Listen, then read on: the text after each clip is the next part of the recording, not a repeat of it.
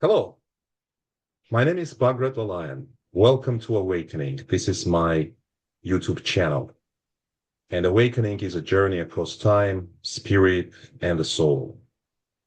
Here we explore the timeless mysteries of existence through storytelling, visionary reflections, and deep conversations about reincarnation, destiny, free will, and spiritual awakening in general. If you seek meaning beyond the surface, if you are drawn to the mysteries of the soul, if you believe that storytelling can awaken hearts, you are in the right place. Subscribe to join our growing community of seekers, dreamers, and awakening souls. You can also purchase my book, The Awakening, There is Only One Truth, on Amazon and many other platforms. And thank you very much for your questions, comments, and reviews.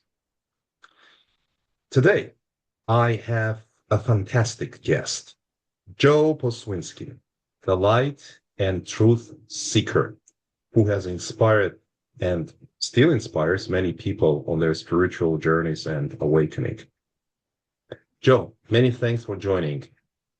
I hope you like the introduction, but please feel free to add more insights about yourself.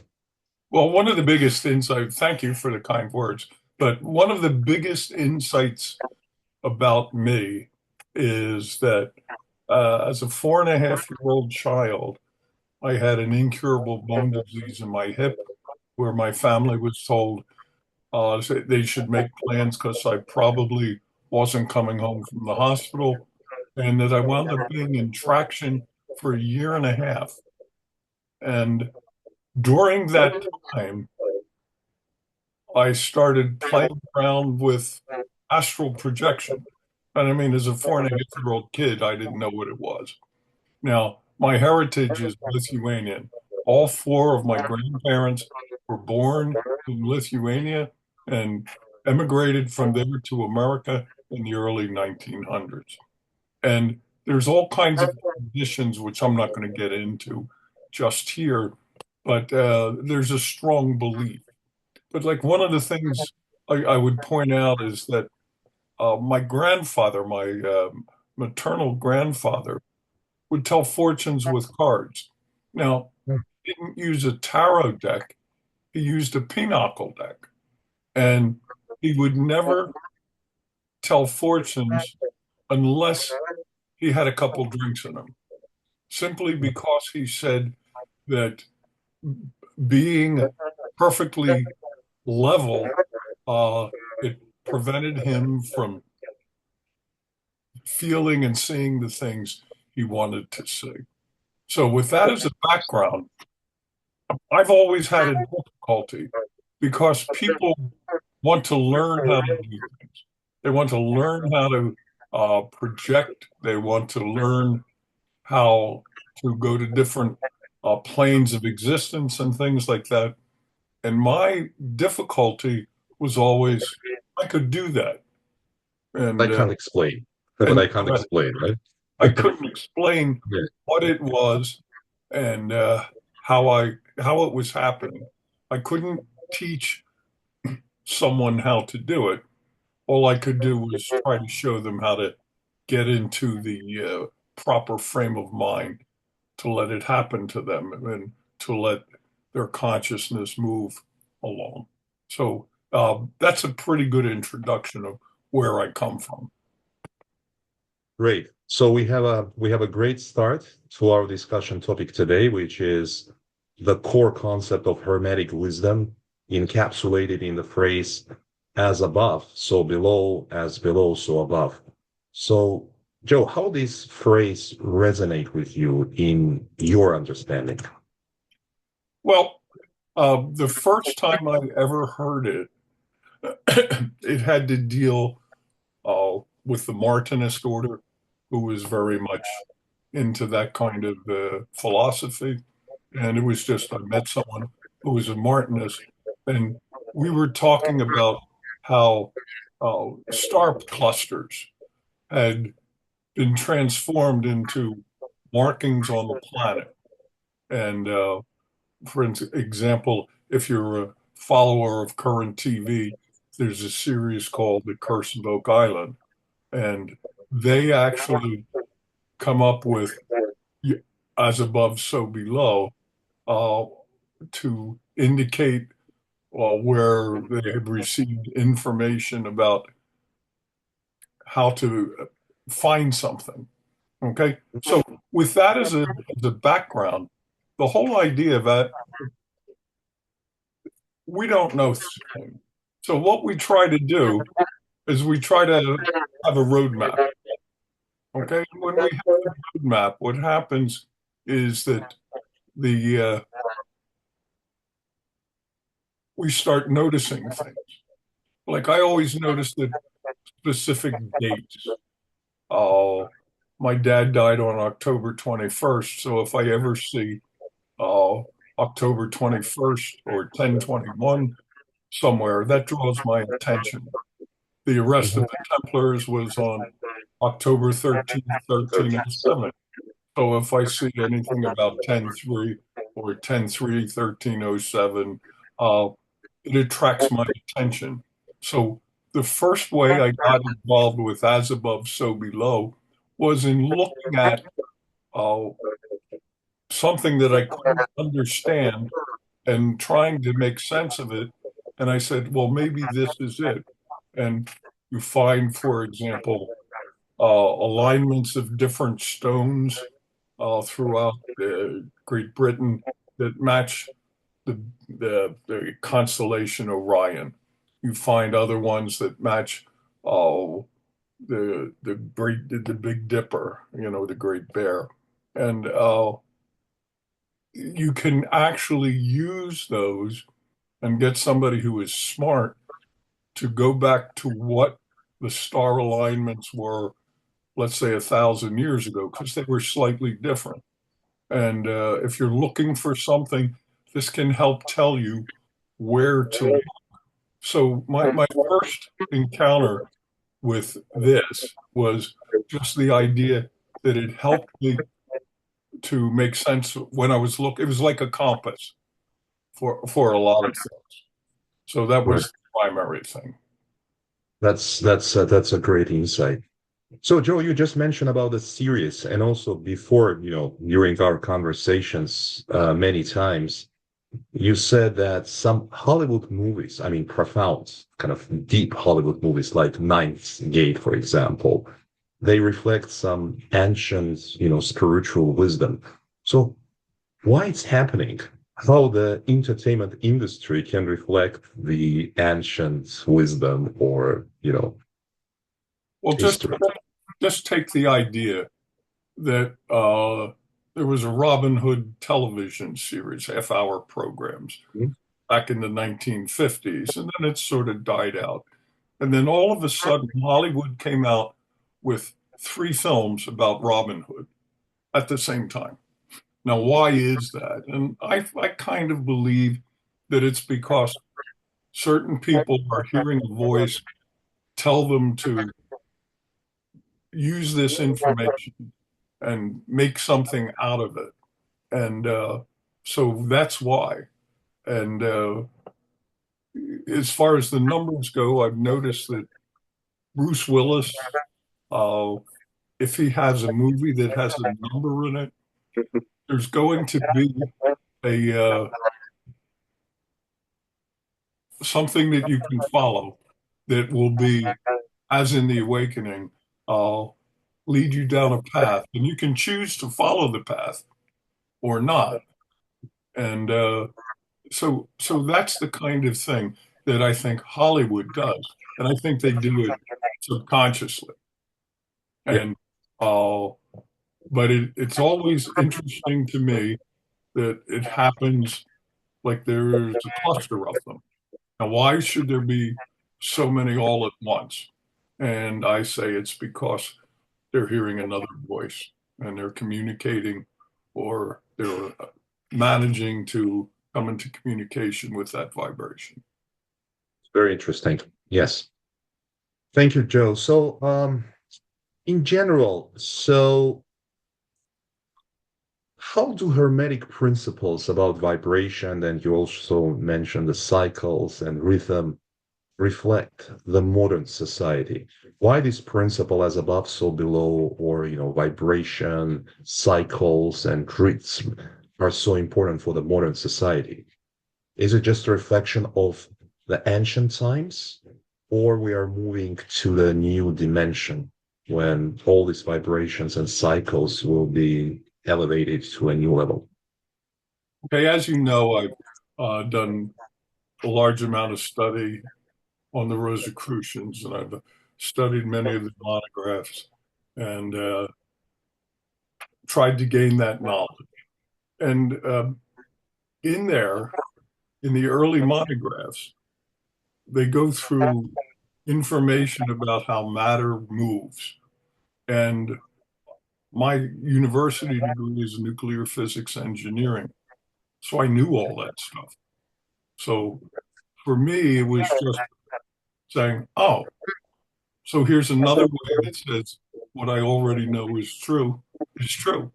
And I think that what happens is we get all of these different approaches that are presented to us that give us again and again a chance to understand, to hear the voice that's called. And the voice will call. And if we don't listen to what it says, well, maybe it'll use a different voice. One example is there's a movie called The Adjustment Bureau. And the Mhm. Adjustment Bureau uses a lot of philosophy that is present in old Druidic literature, which is that basically the Druids could move through time and space by opening doors that nobody else knew were there. Uh, However, it also answers the problem about free will. God created us and gave us free will. And I always wondered, well, he didn't want a bunch of sycophants just sitting there and worshiping them and worshiping them. And one time, American author Mark Twain wrote a book called The Mysterious Stranger, where God created some little mud beings and he got tired of playing with them and he squished them all. Uh, so God didn't want people to worship him. Uh, so that, but what he does is there's a plan. And if we're starting to get away from the plan, he would send one of these people through one of the doorways, these guys wearing hats, and they would sort of nudge us back in the correct direction. They might bump us so that we went in a different direction, or, they might even hit us with their car to prevent us from going somewhere so that they wouldn't actually change what we did, but they would sort of change the whole essence of the timeline so that now we got a chance to look at it again. And this is really, to me, it's an excellent study in those things. Great. You know, I know you for many years. I'm honored to know you for many years, Joe. I was always wondering, how did you manage to balance your scientific mind, nuclear physics, with metaphysics? Have you ever experienced a conflict between, for example, different parts of your brain? Well, I've said to you on occasion that I always hold out 2% that maybe I am actually crazy. Okay. But the thing is, no, because I believe, okay, if you want to know something about me, there are 3 cases where it's recorded that I was healed by a miraculous intervention. And one of the stories is too long to get into, but basically, quick version, student nurse, first time in an operating theater, nudged the surgeon's elbow of the hand in which he was holding a scalpel, causing him to cut 4 inches the wrong way and making him find out what was wrong with me. I mean, there are too many situations in my life where things like that have happened. And I can't deny the presence of God, uh, and his love of us and his attempt to have us make the world a better place. I can't Yes. deny it because then I So wouldn't be here sitting on this digitally produced beach.